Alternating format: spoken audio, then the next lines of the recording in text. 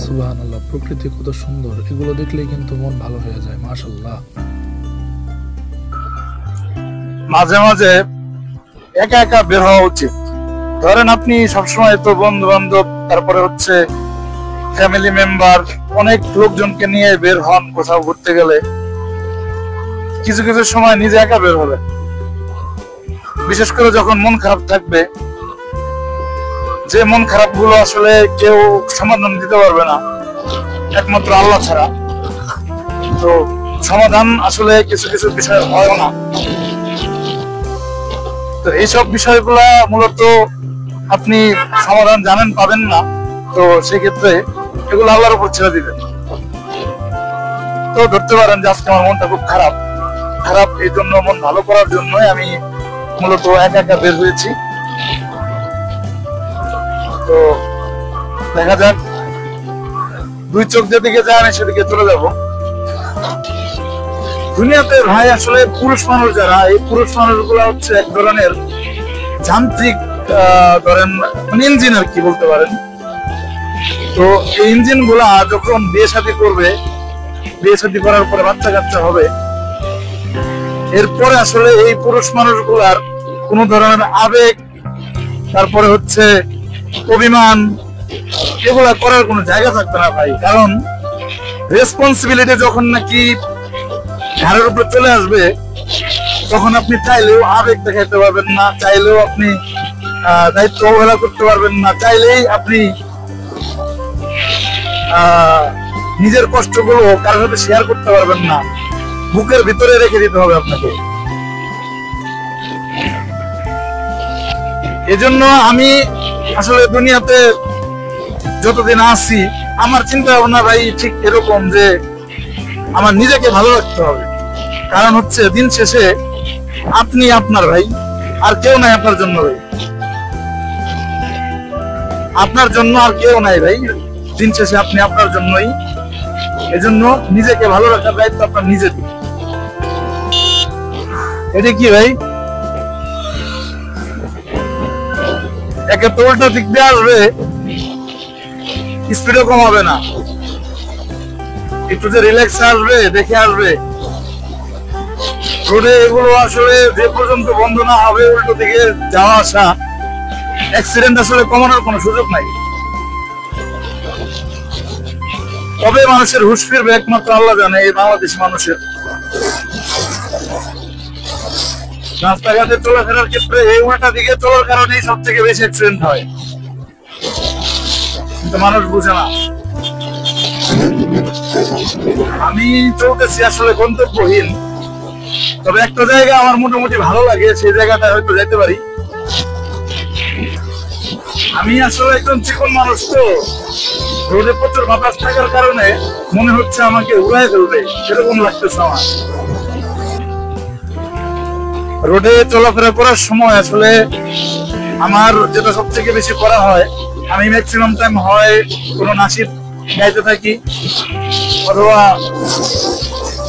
কোরআন তেলাওয়াত করতে থাকি। এটা হচ্ছে আপনার আরিচা রাস্তা। এই যে দেখেন বড়দের মতো বাস, জীবন ভরেই করে যাবে মানুষ। একটা সময় এই রাস্তাটা ছিল অনেক ব্যস্ততম রাস্তা, যদিও সময়ের পরিবর্তনে মাদুরিয়া ঘাট দিয়ে চলাচলের কারণে এদিকে খুব একটা মানুষের যাতায়াত নেই। শুধুমাত্র উত্তরবঙ্গের কিছু লোকজন, ধরেন পাবনা, রাজশাহী, ওই এলাকাগুলোতে যাওয়ার জন্য এই রোডটা ইউজ করে। তবে তুলনামূলক অনেক কম, বিশেষ করে শুধুমাত্র পাবনার লোকজন এখান দিয়ে যাতায়াত করে। পাবনা বা সিরাজগঞ্জের কিছু লোকজন যাতায়াত করে। আর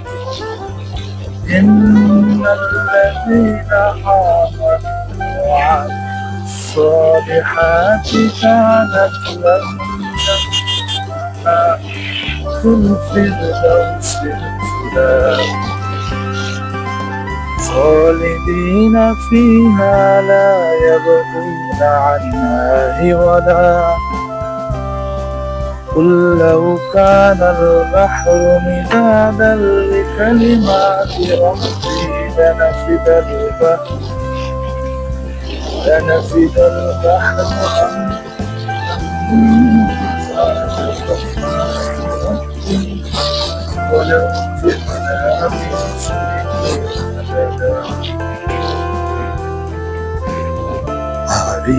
যাব একদিন আমি রব না এ ভুবনে চিররঙিন। ওকে, তাহলে আমি যাচ্ছি হচ্ছে জাফরগঞ্জ। আমি জাফরগঞ্জ যাব ইনশাল্লাহ। এবং সেখানে কিছুটা সময় স্পেন্ড করব। স্পেন্ড করার পরে রোদ্রে পুরব, কারণ নদীর পার, ওখানে তো কি বলে আপনার হচ্ছে ওরকম ছায়া পাওয়া যাবে না। তো কিছুক্ষণ রোদে পুরব, রোদে পুরে আমি ভাই কালা মানুষ, আমার এটা নিয়ে কোনো মাথা ব্যথা নাই। Black will take no other hue. So আমি যাব রোদ্রে পুরার জন্য। কালা মানুষের রোদ্রে পড়লে কিছু হবে না। রোদ্রে কিছুক্ষণ পুরব, পুরে দেন ওখান থেকে আমি চলে আসবো এবং আমার কাজে ফিরে যাব আর কি। ক্ষমা করে দিও তোমরা আমায়, ভুল করে থাকি যদি কোনোদিন, হারিয়ে যাব একদিন আমি রব না এ ভুবনে চিরদিন। বাঁশবাগানে বা গুরুস্থানে হয়তো দেবে মোরে খবর, তোমরা আমায় যাবে ভুলে। এই হচ্ছে পদ্মা নদী। পদ্মা নদীর একদম পদ্মা নদীর পাশ দিয়ে আমাদের এই জাফরগঞ্জের রাস্তাটা চলে গেছে। আমি এই রাস্তা ধরেই হচ্ছে পদ্মা নদীর পাশ দিয়ে একদম সোজা জাফরগঞ্জ চলে যাব। ওখানে গিয়ে পদ্মা নদীর পাড়ে কিছুক্ষণ বসবো, এই হচ্ছে আমার প্ল্যান। ও তোমার দুনিয়াতে আমি যেদিকে তাকাই, অথই নিয়ামত ডুবে আছে যে সবাই। যার হয়েছো তুমি তার নেই কো পরাভয়, নেই কো পরাভয়। আল্লাহ আমার রব, এই রবই আমার সব। দমে দমে কোন মনে থাকিও। যাই হোক, জাফরগঞ্জ যাওয়ার পথে একটা জমিদার বাড়ি আছে। যারা মানিকগঞ্জে তারা তো জানেনি, এটাও তো জমিদার বাড়ি। তারপরে হচ্ছে গিয়ে যারা বাহিরের আছে তারাও হয়তো জানে, তাও তো জমিদার বাড়ি নামে একটা জমিদার বাড়ি আছে। এখানে ঢুকতে কোনো টিকিট লাগে না, যার কারণে এটার ভিতরে কোনো রক্ষণাবেক্ষণের কোনো দায়িত্ব কেউই নাই। সবাই যার যার মতো বিষয়টা মানে ভিতরে নোংরা আবর্জনা করে একদম নষ্ট করে ফেলছে। তারপরে পুরাতন কয়েকটা ভবন আছে যেগুলো দেখতে সুন্দর, আপনারা চাইলে এসে দেখতে পারেন। আরেচা থেকে মাত্র ধরেন 6 কিলো রাস্তার মতো হবে, এরকম 6 কিলো বা 4 কিলো রাস্তা, 4-5 কিলো এরকম। তো এটা এসে আপনারা ঘুরে দেখতে পারেন, সুন্দর একটা জায়গা, ভালো লাগবে। ওটার পাশে হচ্ছে নদীর পাড়ে আপনি কিছুক্ষণ হাঁটতে পারবেন, জায়গা আছে ওরকম। এখানে একটা স্পিড ব্রেকার আছে সম্ভবত, ইয়েস।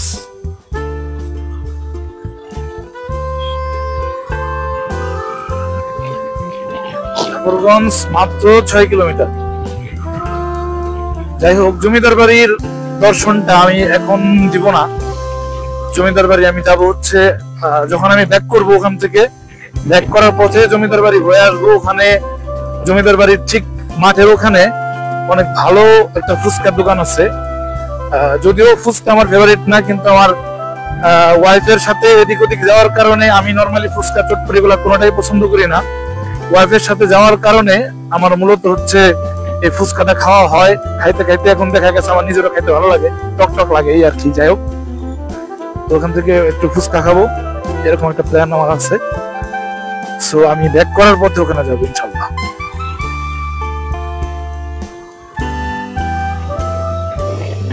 এই মিছে দুনিয়ায় তুমি থাকবা কতদিন, এই মিছে দুনিয়ায় তুমি থাকবা কতদিন। হঠাৎ করে উঠবে বেজে, হঠাৎ করে উঠবে বেজে চলে যাওয়ার দিন। এই নিচে দুনিয়ায় তুমি থাকবা কতদিন।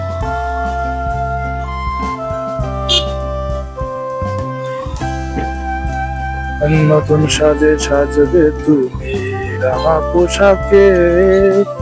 আচ্ছা যাই হোক, ও যে জমিদার বাড়িটা দেখা যাইতেছে দেখছেন, এটা এখানেই, ঠিক আছে, একদমই আরেকটা থেকে কাছে। তো আমি জাস্ট এটা ক্রস করলাম, যাব হচ্ছে জাফরগঞ্জ। এই বাচ্চাগুলা স্কুল থেকে বের হয়ে আসতেছে, এই স্মৃতিগুলো মনে পড়ে এগুলো দেখলেই। এখন তো কত উন্নতি হয়েছে, আমরা পলিথিনের ব্যাগে করে হচ্ছে বই নিয়ে যাইতাম, আর এই যে দেখেন সাইকেল নিয়ে যাইতেছে, এটা তো ইম্পসিবল। মানে এটা হচ্ছে আমাদের কাছে not only dream, it was like দুঃস্বপ্ন বলতে পারেন, ঠিক আছে।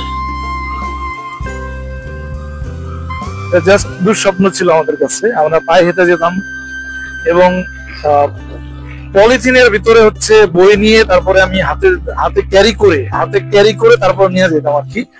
আমার মনে আছে খুব ভালো মতো। তারপরে হচ্ছে বুকের মধ্যে চাপ দিয়ে নিয়ে যেতাম। আসলে বর্তমান জেনারেশনের কথা যদি বলতে যাই, এদের পড়ালেখার পরিস্থিতি এত খারাপ।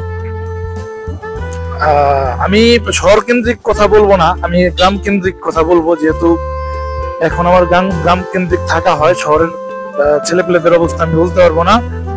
যাদের সাথে আমার রেগুলার কন্ট্যাক্ট হয়, আমি তাদের ব্যাপারে বলতে পারি আর কি। পড়ালেখার পরিস্থিতি এত খারাপ, ইউ ক্যান্ট ইমাজিন।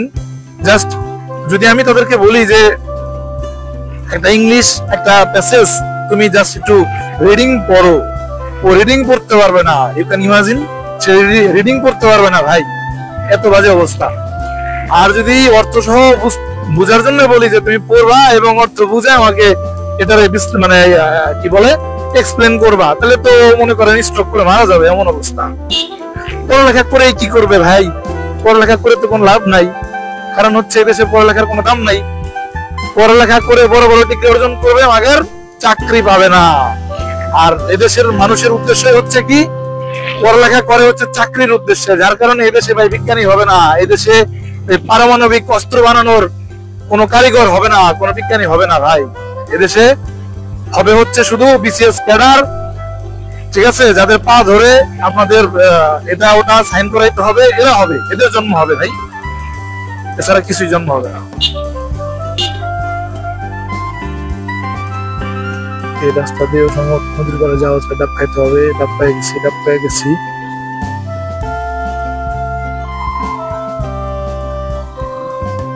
ডাব মিস দেওয়া যাবে না, ডাব হচ্ছে আমার প্রাণ।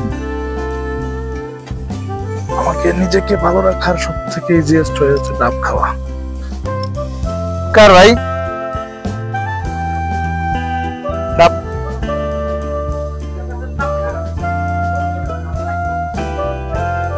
কয় টাকা নেবেন? নেন, সমস্যা নাই, আমি ডাব খাই রেগুলার কাকা।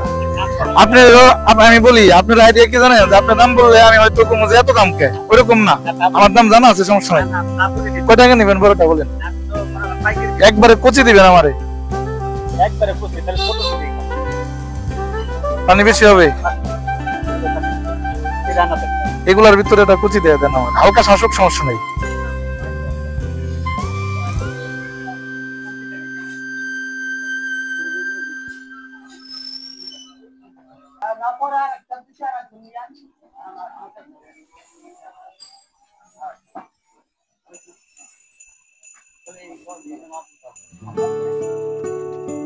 চাচা সুযোগ সদ্ব্যবহার করছে, যাই হোক, এটা বোঝার বাকি নাই। কারণ এই ডাবটা 120 টাকা, বড় জোর 30 টাকা ঠিক ছিল। যাই হোক, কিছু করার নাই, উনি বিক্রি করতে চাইছিল না, কারণ উনি হচ্ছে পাইকারি দিবে। তারপর পিওর একটা জিনিস খাওয়ার একটা মজা আছে আলাদা। এই এলাকাটা হচ্ছে আসলে নদীর পাড়ের এলাকা, তো যার কারণে এদিকে রাস্তাগুলো একটু আঁকা বাঁকা, বলতে পারেন চরের ভিতরে বাড়ি ঘর আর কি। এগুলা রেগুলার ধরেন নদী ভাঙন আছে, যার কারণে খুবই চ্যালেঞ্জিং লাইফ এদিকের যেমন আপনার হচ্ছে মানিকগঞ্জ জেলার ভিতরে আপনারা হয়তো দৌলতপুরের কথা জানেন, যে দৌলতপুরে হচ্ছে আপনার প্রচুর পরিমাণ ভাঙন হয়, নদী ভাঙন। ওদিকে লোকজনের রাস্তাঘাট চলাফেরা জীবনযাত্রার মান কতটা যে কষ্টকর, ঠিক আছে। ইন্না লিল্লাহ, আল্লাহ তুমি মাফ করো আল্লাহ। মুরগির বাচ্চাটাকে মেরে ফেললাম, মুরগির বাচ্চাটা এমন ভাবে দৌড় দিচ্ছে, আল্লাহ আল্লাহ তুমি মাফ করো আল্লাহ। আমি তো ইচ্ছা করে করতে চাইনি, আল্লাহ মাফ করো। যাই হোক, যেটা বলতেছিলাম যে মানুষ আমরা হচ্ছে কিরকম, আমরা কোনো কিছুর শুকরিয়া আদায় করি না। শুকরিয়া আদায় করি না বলতে কিরকম, ধরেন আপনি কোথাও যাবেন, ঠিক আছে, ধরেন কোথাও যাবেন আপনি আপনাদের যে স্টেশন আছে, স্টেশনে এসে আপনি কি করলেন, বাসের জন্য ওয়েট করতেছেন। তো ওয়েট করার সময় আপনি সাথে সাথে ধরেন একটা বাস পাইলেন, বাস পাওয়ার পরে আপনি উঠে চলে গেলেন। তো এটার জন্য আপনি একদম অনেস্টলি বলতে পারি, আপনার বিন্দু পরিমাণ রিগ্রেট ফিল হবে না যে আপনি আসার সাথে সাথে বাস স্ট্যান্ডে, আপনি স্টেশনে আসার সাথে সাথেই আপনি বাস পাইছেন। এটার জন্য আপনার কখনোই কৃতজ্ঞতা বোধ হবে না বা আল্লাহর কাছে আপনি শুকরিয়া আদায় করবেন না। কিন্তু হাই, যেদিন আপনি একইভাবে স্টেশনে বাসের জন্য ওয়েট করবেন, কিন্তু 15-20 মিনিট চলে যাবে, কিন্তু একটা বাসও আপনার জন্য থামাবে না বা বাস আসবে না, এরকম একটা সিচুয়েশন তৈরি হবে। সেদিন আপনি আল্লাহকে ব্লেম দেওয়া শুরু করবেন যে আল্লাহ আমার কপালে শুধু এরকম হয়। কথা কি ঠিক নাকি ভুল বলছি একটু বিচার বিবেচনা করে নিয়েন। এবারে কি করে ও কি স্কুলে যাবে না?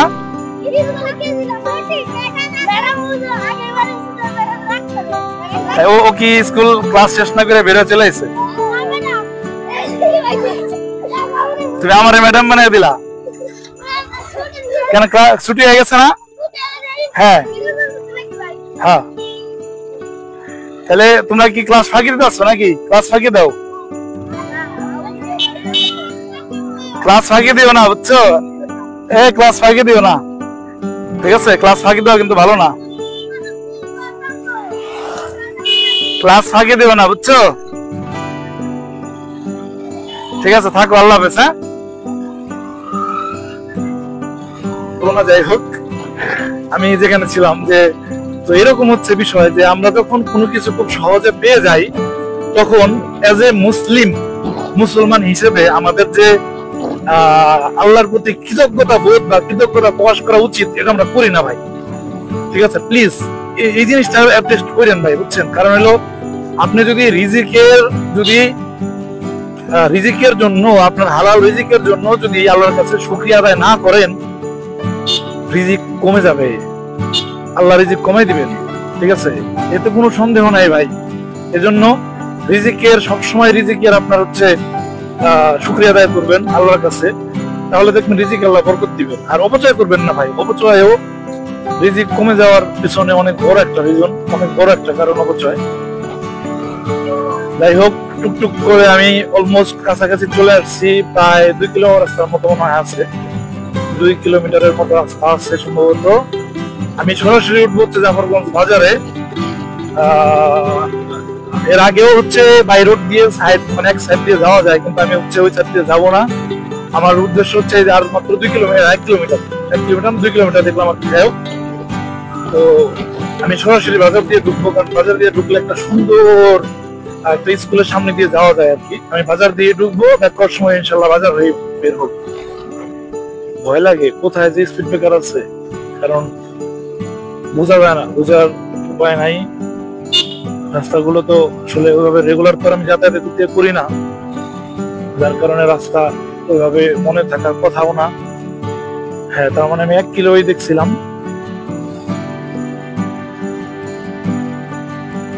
এই হচ্ছে বাম দিকে হচ্ছে আমাদের সেই কাঙ্ক্ষিত পদ্মা নদী।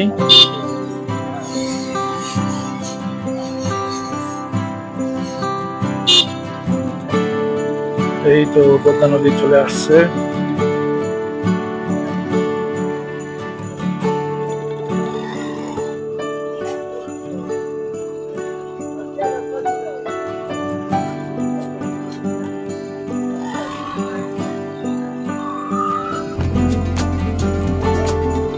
এখানে সকালের দিকে এবং একদম বিকালের দিকে অনেক মাছ পাওয়া যায়।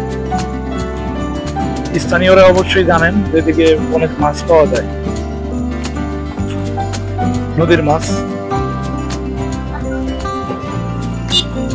এই হচ্ছে আমাদের কাঙ্ক্ষিত পদ্মা নদী। এই যেগুলো হচ্ছে মাছ ধরার, মাছ এগুলো দিয়ে ধরা না, কিন্তু মাছ ধরার ট্রলার গুলো মূলত এরকমই দেখতে। বর্ষাকাল, কিন্তু বর্ষাকালের মতো সেই ভাইব এখানে নাই, কারণ হচ্ছে পানির স্রোত সেরকম নাই দেখে বোঝা যাচ্ছে। বাচ্চাদের স্কুল ছুটি হয়ে গেছে, বাচ্চারা সব যার যার বাসায় ফিরে যাচ্ছে। সামনে একটা প্রাইমারি স্কুল আছে একদম নদীর সাথে, বলতে পারেন এটা হয়তো নদী ভাঙনে ভাঙনে, এদিকে ভাঙন ওদিকে হচ্ছে চর ছিল, বা এদিকে চর ওদিকে ভাঙন, নদীতে একেবারে একরকম হয়। তো দেখা গেছে এই স্কুলটাই কতবার যে ভাঙছে পদ্মা নদীর কবলে তার কোনো হিসাব নেই। নাম হচ্ছে কি বলে গোয়ারিয়া সরকারি প্রাথমিক বিদ্যালয়, স্থাপিত 1899। Can you imagine? I have to go forward. প্রচুর রোদ, বলছিলাম না যে রোদে পুরবো আজকে আমি, রোদ আমাকে একদম পুড়িয়ে দিবে আজকে একদম। যাই হোক, যদি লুঙ্গি বা গামছা এগুলো কিছু নিয়ে আসতে পারতাম তাহলে এখান থেকে আমি একটু গোসল করে যেতে পারতাম। বা এদিকে কিছু দোকানপাট না বাড়ি ঘর হবে মনে হচ্ছে। হাই, পিকচারটা কিউট। নদীতে স্রোত আছে, তবে তুলনামূলক তো বেশি না। এই যে ধরেন আমি একা একা এখানে চলে আসলাম, এগুলোতেই না ভাই আমি মজা পাই। ভাই আপনারা কিসে মজা পান আমি জানি না। বন্ধু বান্ধব জীবনে ভাই বন্ধু বান্ধব ছাড়া চলে না, কিন্তু বন্ধু বান্ধবের টেন্ডেন্সি যদি আপনার মনের মতো না হয় তাহলে ভাই ওরকম বন্ধু বান্ধব দিয়ে কি করবেন বলেন? টেন্ডেন্সি যদি না মিলে কারোর সাথে তাহলে ভাই বন্ধু বান্ধব হয় না, বুঝছেন? তো বন্ধু বান্ধব আমার নাই তা না, আমারও বন্ধু বান্ধব আছে, কিন্তু ওই যে বললাম যে আপনি সবার সাথেই ঘুরবেন, সবাইকে সময় দিবেন, কিন্তু কিছু কিছু সময় একান্তই নিজেকে সময় দেওয়া উচিত আমি মনে করি। কারণ দিন শেষে আপনি আপনার নিজের, ঠিক আছে? আপনার কষ্টগুলো আপনি হয়তো কারোর সাথে শেয়ার করতে পারবেন, জাস্ট মানে শেয়ার, আর কিচ্ছু না। সে কিন্তু আপনার সমস্যার সমাধান কিন্তু করতে পারবে না, শুধু শেয়ারটাই করতে পারবেন তার সাথে, এছাড়া কিন্তু আর কোনো কিছু করা যাবে না। সো আপনার সমস্যা আপনারই সমাধান করতে হবে। আপনার মন খারাপ থাকলে মন খারাপের আপনি নিজেই নিজেকে সান্ত্বনা দিয়ে মন ভালো করতে পারবেন, মন ভালো করবেন, এটাই সিস্টেম হওয়া উচিত।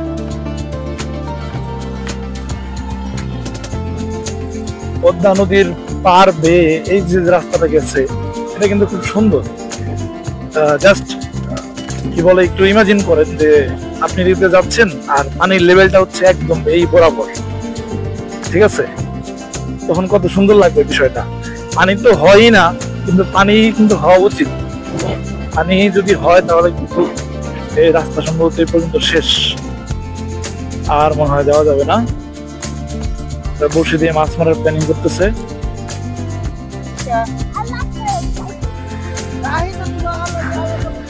দেখ, এদের মাছ মারাটা দেখা যাবে।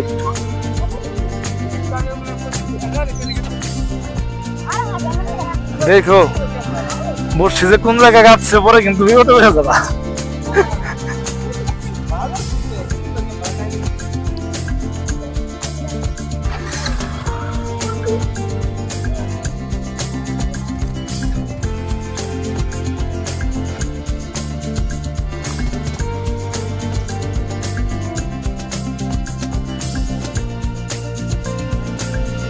সুবহানাল্লাহ, প্রকৃতি কত সুন্দর।